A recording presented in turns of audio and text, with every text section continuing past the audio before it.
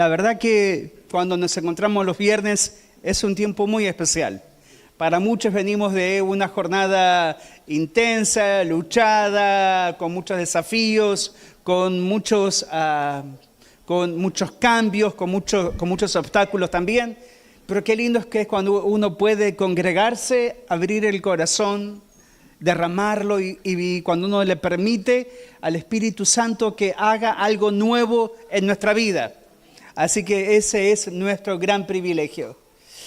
Quiero que me acompañes a leer una palabra que la verdad cuando la escuché fue hace 2 semanas atrás, un lunes, el martes, estábamos en Posadas, estábamos al cierre de una conferencia de Asiera Federal y cuando escuché hablar a este pastor de esta palabra, me trajo muchos recuerdos. Y sobre todo cuando era muy jovencito, porque alguna vez fui jovencito y más flaquito, así que gracias Tita ahí tengo una fan. Y me acuerdo que cuando escuché esta palabra a mis 14 años, me trajo un temor y me trajo un peso tan fuerte. Es decir, ay Señor, espero vivir de acuerdo a esta palabra en mi vida. Y ya han pasado muchos años. Y digo, Señor, ¿será que he vivido esta palabra? Así que quiero que me acompañes a abrir o a encender tus escrituras, tu Biblia, conmigo en el Evangelio de Mateo, capítulo 25, versículos 14 al 28. Todos tienen ahí una Biblia a mano, sea digital, sea imprenta, escrita. ¿Tienen una Biblia a mano ahí? ¿No? Bueno, a ver si podemos tener Biblias para el próximo viernes para compartir con la familia que nos visita. ¿No es cierto? ¿Ustedes nos visitan? ¿O ya han venido otras veces? Ah, sí, bien, perfecto. ¿Son acá del barrio? Bueno tenerlos. Me refiero a ustedes también. ¿Son de acá del barrio? Sí. ¿Lejos? ¿De dónde vienen? De San Miguel. Bueno, tampoco está lejos, acá nomás. Me decís en Florencio Varela, ahí te diga, pero acá cerquita.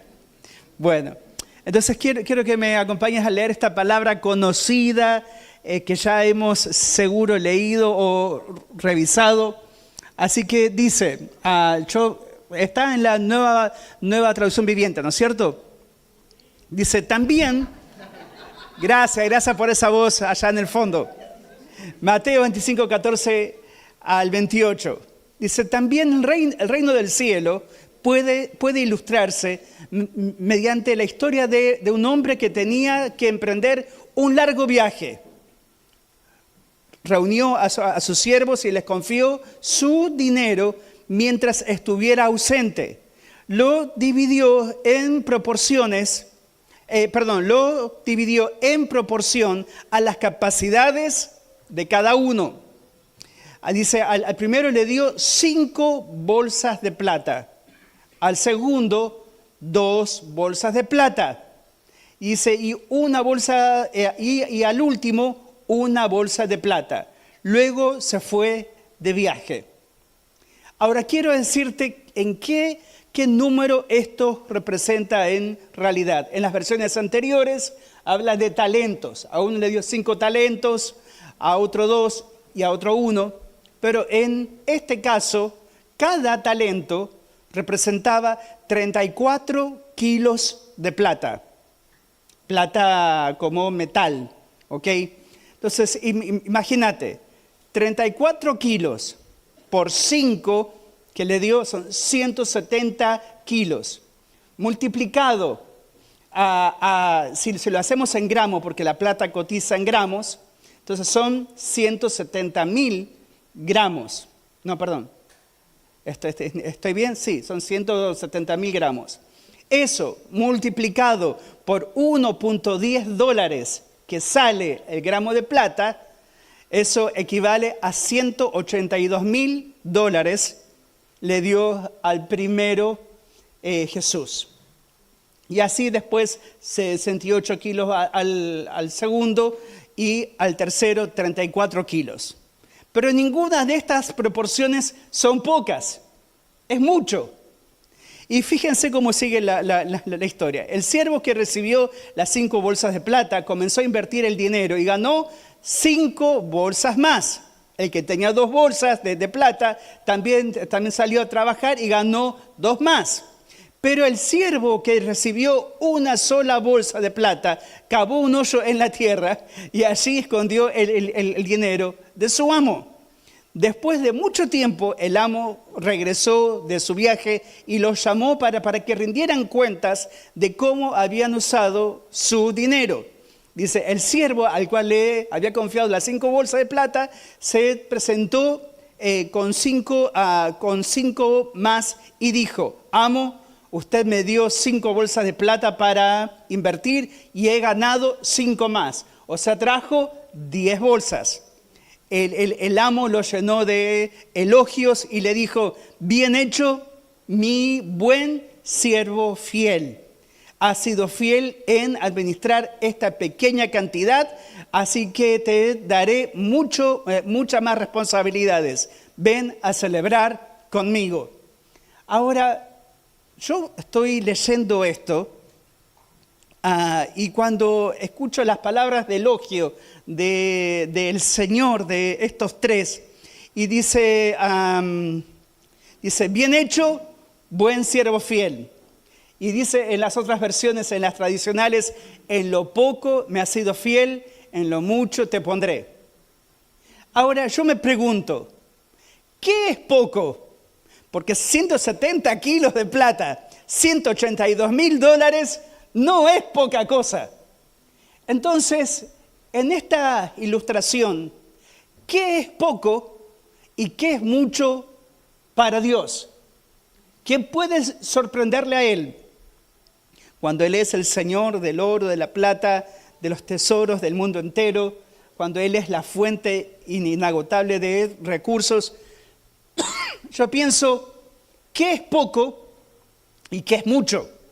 Y esa es una pregunta que estuve trabajando en estas últimas 2 semanas que me hizo reflexionar qué le puede sorprender a Dios. Y realmente, ¿qué tiene esta palabra para, después de tantos años en el Señor, para revisar, rever, estudiar en cuanto a mi vida personal? Porque cuando comparto una palabra, no pienso solamente en el grupo, sino pienso que primero, sí, ¿qué tiene que ver conmigo? ¿Qué estoy viviendo? ¿Cómo aplicarlo? ¿Cómo trabajarlo? Entonces, dice en el versículo 22, se presentó el siervo que había recibido 2 bolsas de plata y dijo, amo, usted me dio 2 bolsas de plata para invertir y he ganado 2 más. Y el amo dijo lo mismo que dijo al anterior, bien hecho, mi buen siervo fiel, has sido fiel en administrar esta pequeña cantidad, así que ahora te daré más responsabilidades, ven a celebrar conmigo. Por último se presentó el siervo que tenía una sola bolsa de plata y dijo, amo, yo sabía que usted era un hombre severo, que cosecha lo que no sembró y recoge las cosechas que no cultivó. Tenía miedo de perder su dinero, así que lo escondí en la tierra. Mire, aquí está su dinero de vuelta. Ay, Dios mío, qué cuadro ese, ¿no? Imagínate, uno que duplica, o sea, los 2 primeros que duplicaron, y este que comenzó con un argumento, con una justificación, con un pensamiento propio, y con un pensamiento sabiendo que usted es un hombre severo, estricto, duro, que usted es un hombre así complicado. Entonces tuve temor. Entonces agarré y escondí y esto logré. Por lo menos lo que usted me dio, yo no lo perdí. Y ahí esa palabra del Señor, que es lo que me mueve a mí por dentro, y dice, pero el amo le respondió, siervo perverso y perezoso, agárrate, Catalina. Dice, sí sabías que cosechaba lo que no sembré y recogía lo que no cultivé. ¿Por qué no depositaste mi dinero en el banco? Al menos hubieras podido obtener algún interés de él. Entonces él ordenó, quítenle el dinero a este siervo, y ya todos conocemos la historia tan terrible. O sea, la parábola que Jesús estaba utilizando con al que le dio 5, al que le dio 2 y al que le dio 1. A todos de acuerdo a la capacidad de cada uno. Yo no sé cómo te dimensionás vos, o cómo te ves, o cómo realmente interpretás cuáles son tus capacidades. Yo no sé si sos del 5, del 2, del 1. ¿En cuál te considerás que el Señor te pondría? ¿5, 2 o 1? Y algunos me dirían, yo no califico ni para 0. Pero no, tranquilo, vamos, no nos desvaloricemos. Yo por lo menos me pondría en el 1, ¿no? Aunque quisiera tener el corazón del 2 y del 3. Pero es en este proceso donde yo me pregunto, ¿qué es para él poco y qué es para él mucho? ¿Y cómo lo podemos ver a lo largo de todas las Escrituras? Así que hoy me tomó, cada vez que preparo un mensaje, me toma muchas horas, porque me gusta orar, me gusta investigar, me gusta ver otros formatos, me gusta escuchar al Señor, paso en la semana orando para ver cómo desmenuzarlo, porque considero que cada mensaje es una reflexión profunda para mí primero y luego para aquellos que escuchan y reciben toda esta palabra. Entonces, y comencé a investigar las veces que aparece en las Escrituras la palabra poco. Y cómo tiene una connotación muy interesante desde Génesis a Apocalipsis. Y cómo lo vemos en diferentes historias.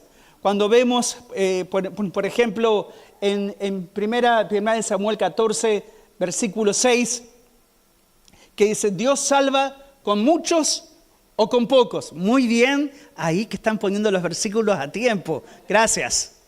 Dice crucemos hasta la avanzada de esos paganos, le dijo Jonatán a su escudero. Tal vez el Señor nos ayude, porque nada puede detener al Señor. Justo esta versión no dice esto, que Él puede salvar con muchos o con pocos.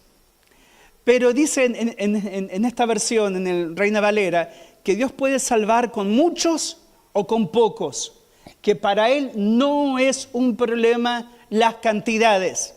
Lamentablemente, para nosotros las cantidades sí son un problema. ¿Ok? No es lo mismo 3 ceros que tener 6 ceros.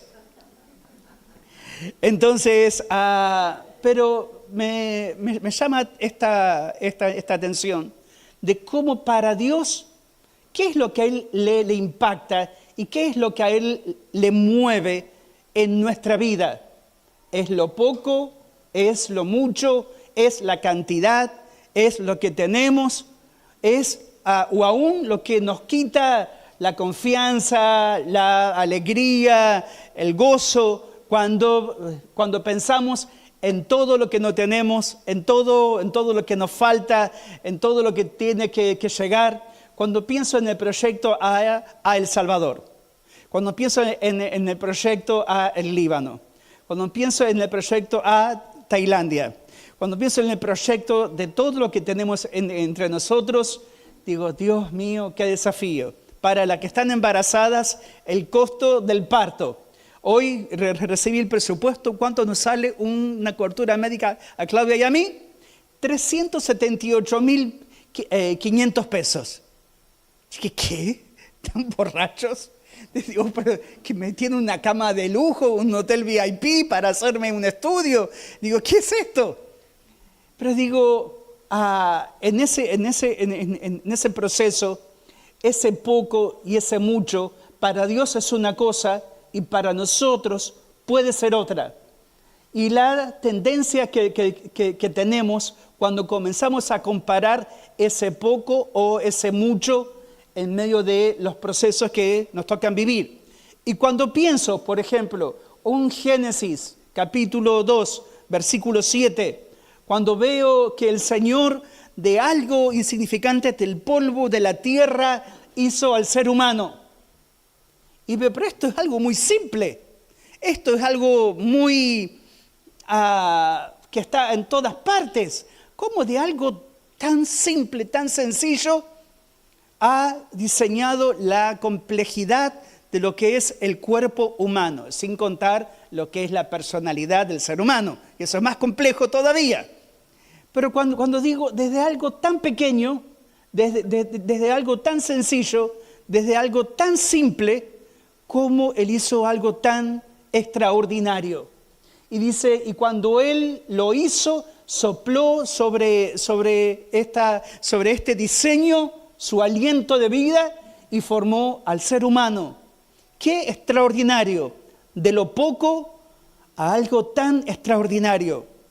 Entonces, mi pregunta es, ¿a qué llamas poco y a qué llamas mucho? ¿Qué tenés en tu mano? ¿Qué tenés en tu casa, en tu cuarto, en tu habitación, en tu vida diaria, en tu vida cotidiana? ¿Qué es ese poco y qué es ese mucho? Porque en las manos de Él puede hacer cosas extraordinarias. Todo depende en las manos de quien está. Ahora, busqué una definición. Dice, el adjetivo fiel, también que viene de un derivado de fidelis, se utilizaba hace más de 2000 años en Roma para hablar de una persona que era segura, constante, precisa y digna de confianza. Te lo repito por las dudas. Esto hablaba hace más de 2000 años atrás en Roma para describir a una persona que era segura, constante, precisa, digna de confianza. Entonces se puede pensar entonces que la fidelidad es la constancia y la seguridad en una cosa o en una idea que se puede confiar, que a la vez puede guiar y de la cual seríamos como las cuerdas de un instrumento musical que da un sonido especial.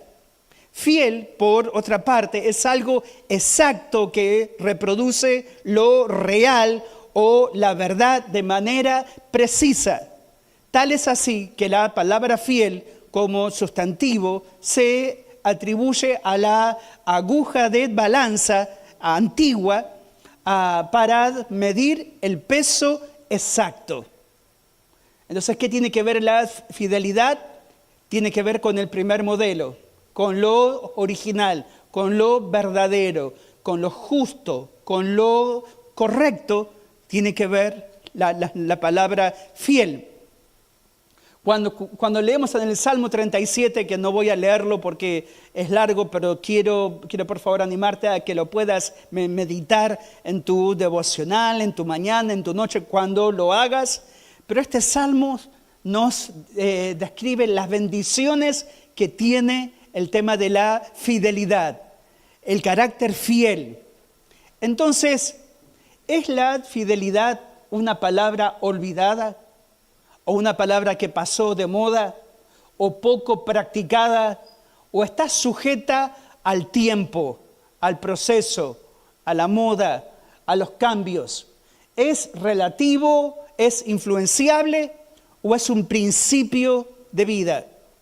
Entonces la fidelidad, para describirla en otras palabras, en otras definiciones, para describir la fidelidad tenemos que usar muchos sinónimos para poder dar el contenido de toda esta palabra.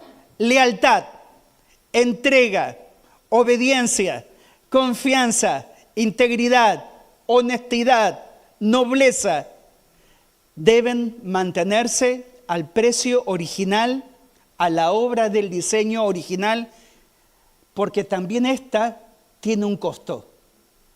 Entonces, cuando pienso en ejemplos en las Escrituras, Pienso, por ejemplo, un Daniel, que en medio de todo su proceso, el precio alto que él tuvo que pagar para mantenerse fiel, viendo su familia siendo masacrada, asesinada enfrente a él, siendo llevado como esclavo,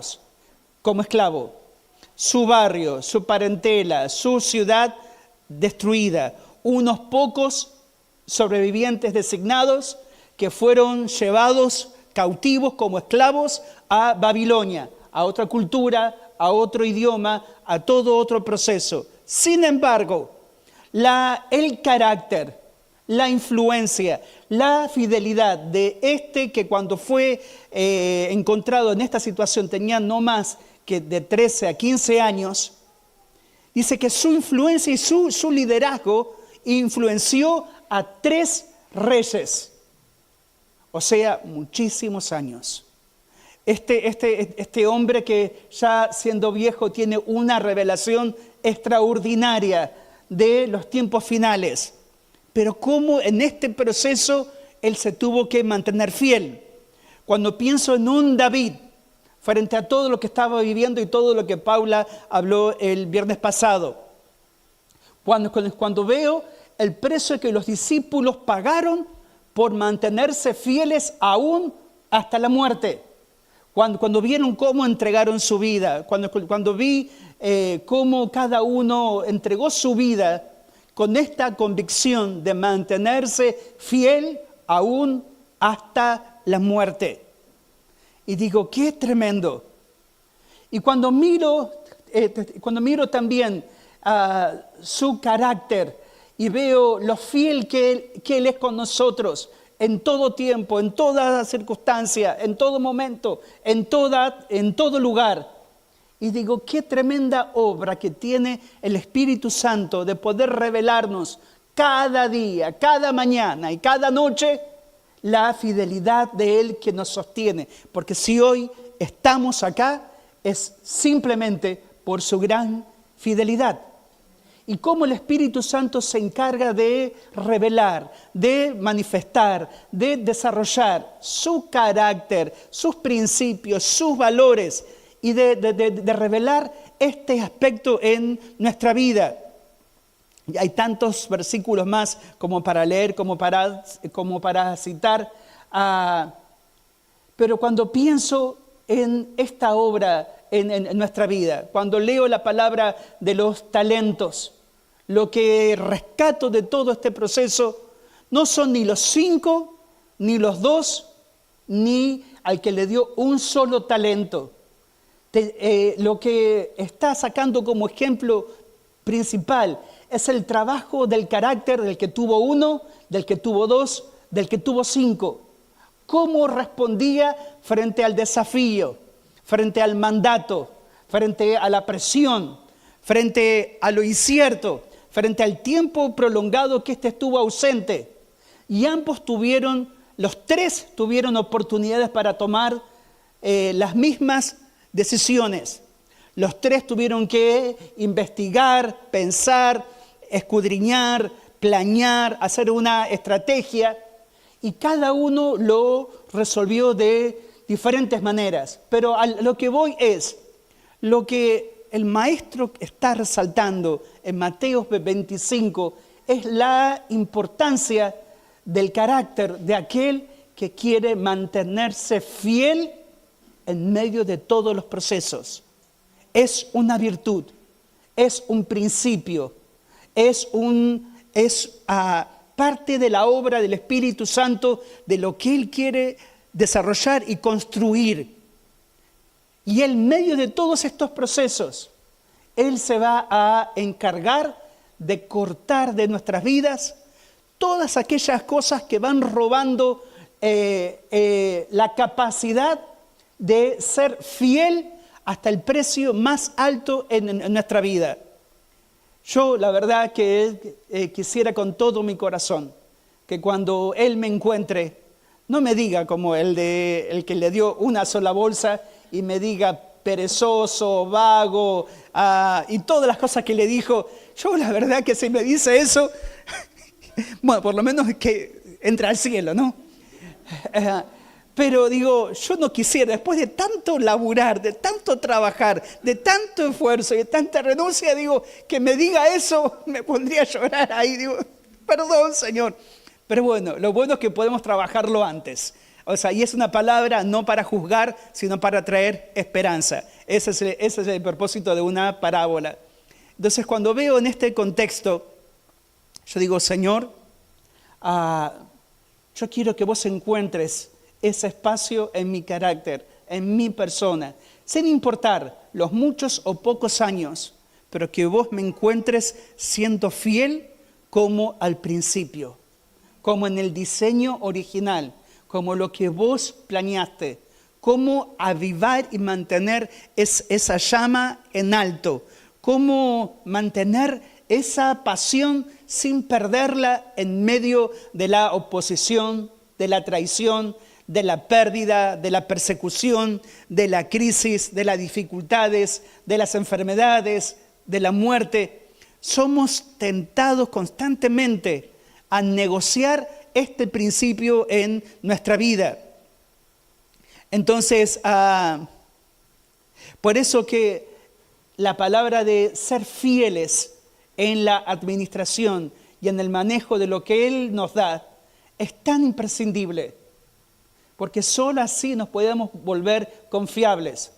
Y cuando yo a veces veo cómo hace Paola y cómo hace Rodolfo, cuando miden el costo del combustible, del peaje, del auto, el mantenimiento, cuando Rodolfo hace Uber y cuando tiene que hacer un viaje y la listita eterna ahí de Pao, y digo, qué capacidad para administrar y calcular y hacer las medidas. Cuando veo los dones de Iván y cuando veo los dones de otros que tienen esa capacidad de cálculo, y digo, ¿cuánto tenemos que seguir trabajando en ser buenos administradores de lo que Él nos da? Entonces, cuando pienso en ejemplos de la Biblia, pienso por ejemplo, en el muchacho que en Juan 6 le trajo ese jovencito, porque cuando la Biblia habla muchacho, habla de 13 años. Dice que cuando vio la discusión que pasaba entre los discípulos, llegando ya la hora del atardecer, la gente había estado horas y ya había mucho cansancio, había muchas horas de ministerio, ya había hambre, los discípulos no tenían plata, se dieron cuenta que no había ningún supermercado cerca y dijeron, ¿cómo vamos a darles de comer? Y fueron con esta pregunta y Jesús les dijo, denles ustedes de comer. Ahora, ¿qué forma más interesante de Jesús de poner a prueba el carácter y estos valores en la vida de ellos? Y de repente, un muchachito de 13 años, viendo la escena, viendo lo que ocurría, viendo la discusión entre ellos y la cara de preocupación de los discípulos, cuando Jesús les dijo, denles ustedes de comer. Me puedo imaginar cómo se transfiguró la cara de cada uno. Decir, ay Jesús, otra vez en este episodio. Y este muchachito que sale de su comodidad y le entrega quizás lo último que tenía él para comer antes de volver a su casa. Y le entrega 5 panes y 2 peces. Y digo, ¿qué era para 5,000 hombres, más de 5,000 mujeres, más de 5,000 niños? ¿Qué era 5 panes y 2 peces para una multitud tan gigante? No era nada. ¿Qué pensó ese muchachito? ¿Qué era para él poco y qué era para él mucho? ¿Y qué diferencia que tiene la mirada de Dios con mi mirada? Que cuando uno lo piensa en el sentido común, en la lógica, en lo racional, en lo administrativo, en el cálculo concreto, de decir, ay, gracias, pero creo que esto solamente el maestro se lo va a comer. Pero tuvo un acto de confianza que queda registrado en las Escrituras y Juan hace mención y hace honor y hace dignidad a un adolescente que lo entregó todo simplemente para responder a una necesidad. Entonces veo que su concepto de poco y mucho era muy diferente. Veo, por ejemplo, a un Gedeón en capítulo 7, con 300 para enfrentar un ejército de 120,000. Otra vez, el mismo criterio. ¿Qué era para Gedeón poco y qué era mucho? Porque 300 contra 120,000, hay una pequeña diferencia, ¿no? Yo creo que Dios tiene un sentido del humor y las matemáticas de Dios no son como las nuestras. Él no suma y Él no resta como nosotros lo hacemos. Él lo hace diferente. Entonces, Dios puede hacer mucho con muy poco. Cuando veo a un Noé invitado a un plan extraordinario, que no conocía la lluvia, que no conocía lo que era que cayera agua del cielo, porque hasta ese momento el agua brotaba de la tierra. Entonces, y Dios lo invita a un plan tremendo a construir un arca. Alguien que no tenía nada, o quizás muy poco, o quizás un oficio de carpintero, pero no tenía nada a favor. Pero sin embargo, él escribe una nueva historia con su obediencia. Cuando veo a un Abraham y Sara, que el Señor los hace padres de multitudes, otra vez, no tenían nada, pero el Señor les promete ser padre de las naciones, padre de multitudes, y no tenían un solo hijo. Otra vez, esa misma fórmula, esa misma ecuación, poco y mucho. ¿Qué es para Dios poco y mucho? ¿Y qué es para mí? Cuando veo la historia también de un José que tiene que administrar en un tiempo tan terrible, que no teniendo ninguna experiencia a favor previa, administra la economía de la nación más poderosa de la tierra en ese momento para distribuir la comida en el peor momento. Cuando veo a un Moisés, también que no tenía nada a favor, ya no lo llama el Señor cuando él era joven, con toda la fuerza, con todo el ímpetu, con toda la capacidad, con todo el denuedo, con toda la inteligencia, con todas las herramientas, lo llama en la vejez. Y le dice a sus 80 años, dice, vamos Moisés, la obra recién comienza. Entonces digo, ay Dios mío, pero que se percibía tan temeroso, tartamudo, torpe, inseguro, temeroso, no tenía nada a favor. Sin embargo, él escribe una nueva historia. Cuando miro a Josué y Caleb guiando a la tierra prometida con Moisés muerto, con toda una generación, la primera que salió de Egipto muerta, y entrando con una generación nueva a algo que no conocían ellos. Apenas habían ido una vez a espiar la tierra, pero con un mandato extraordinario. Cuando veo cuando un pueblo de simplemente esclavos y obreros, trabajadores como el pueblo de Israel en Egipto, se transforman en una nación de guerreros, de gente feroz, fuerte para la batalla. Cuando vemos la historia de Ana y Samuel, cuando vemos la historia de un Saúl, cuando vemos la historia de un David, de una ciudad llamada Belén, ¿qué puede salir de bueno de esta Belén? Cuando vemos a un David venciendo a un Goliat, cuando vemos a una Ruth aferrada a su suegra, que no tenían nada, las dos viudas, las dos volviendo del lugar que Dios había dicho que no fueran, volviendo a Israel, dispuesta a aceptar el oprobio, la vergüenza, el maltrato, el desprecio, la maldición que había caído sobre ellas sin siquiera ser responsable, porque realmente quien tomó la decisión no fue Noemí, fue su esposo.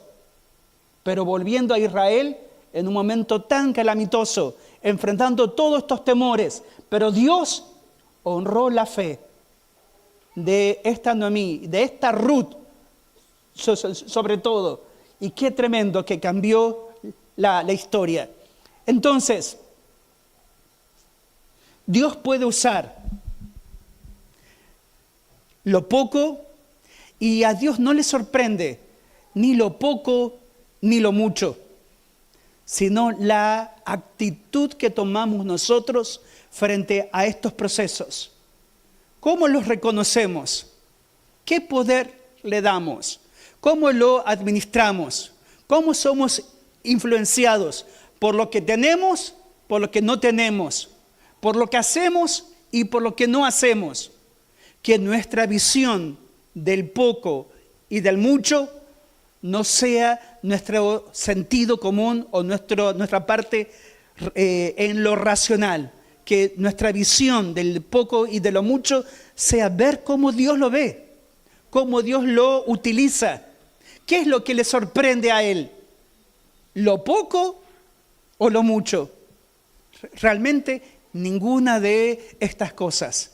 Pero un corazón rendido, un corazón quebrantado, un corazón humillado, un corazón que está dispuesto a confiar aun cuando todo alrededor diga lo contrario.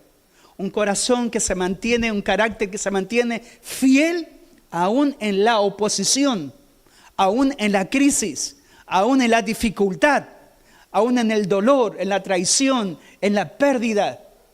¿Qué es lo que Dios honra en mi vida y hace que sus promesas se cumplan y que Él siga siendo extraordinario en mi vida? La actitud con que yo enfrento y resuelvo estos procesos.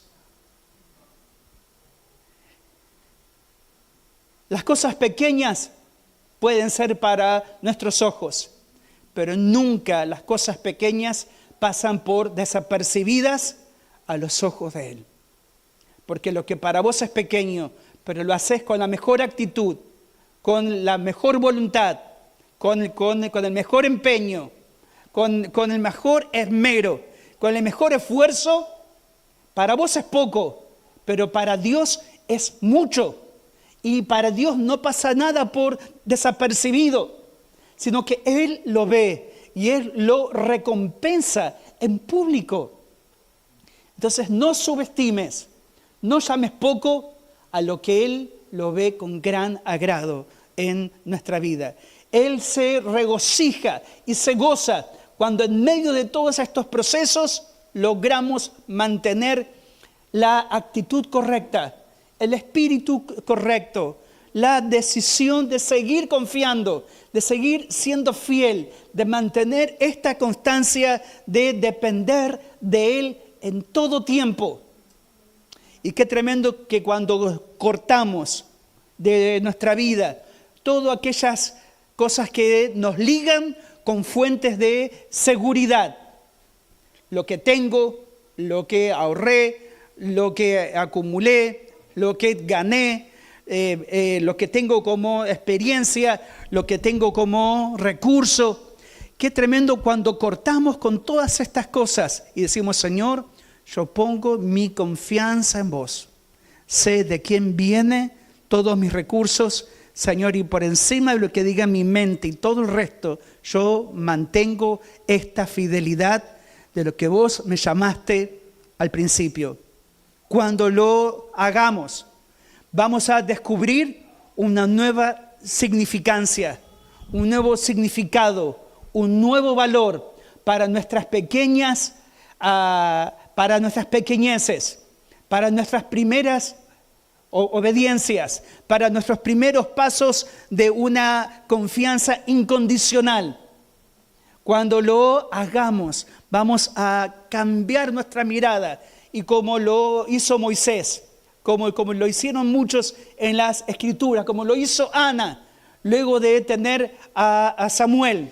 Dice que Ana desarrolló un canto de adoración, de gratitud, de celebración a lo que el Señor había hecho en medio de siendo una mujer estéril, y bajo maldición, Dios cambió su desgracia, cambió su futuro, cambió su destino, cambió su vida pasada, presente, cambió su futuro. ¿Cómo Dios hizo algo tan tremendo? Pero primero, esta Ana desarrolló una gratitud extraordinaria, adorando a ese Dios fiel, aún entregando a su primer y único hijo. La buena noticia es que después le nacieron a Ana varios hijos más. O sea que el Cana se portó bien y Ana también. Así que después hubieron varios hermanos más que tuvo este Samuel. Pero cómo Ana desarrolla este corazón, esta actitud, este cambio de ánimo tan rotundo para en medio de la situación de necesidad, de entrega, de extrema confianza, Ana aplica la gratitud, la adoración, la rendición, entrega a Samuel, siendo su único hijo. ¿Y cómo Dios recompensa esto? Quiero decirte para cerrar y para invitar al equipo de alabanza que pase. Este es un reino donde las pequeñeces para nosotros, para Dios puede ser mucho. Donde Dios comienza con lo pequeño para construir grandes cosas. Donde Dios enfatiza en este aspecto de carácter, de actitud y de todo lo que describíamos, ¿qué es ser fiel? Leal, virtuoso, confiable, la obediencia, la nobleza, el mantenerlo al precio original, al diseño original.